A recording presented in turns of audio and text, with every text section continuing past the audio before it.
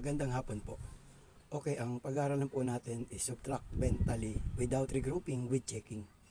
So, yesterday po pinag-aralan natin yung subtract mentally. So, ito po with checking po. Example po is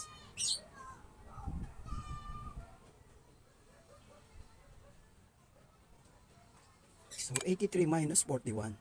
So, without regrouping po, so titingnan po natin yung mataas, yung upper number po. Kung mataas po yung mataas, pwede nang isubtract.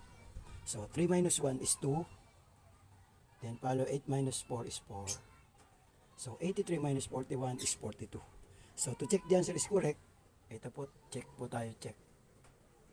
So, i-add po natin yung answer, 42 plus 41. So, 2 plus 1 is 3, 4 plus 4 equals 83. So, yun po yun. Okay. So, ibig sabihin, 83 minus 41 is 42. Tama po yung sagot natin. Bakit?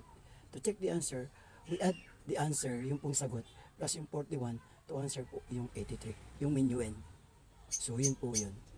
Okay? So, yun pong example, subtract mentally without regrouping with checking. So, yun po. That's all. Sana may naintindihan kayo sa aking subtract mentally without regrouping. Salamat po and thank you for listening and watching po. Salamat po.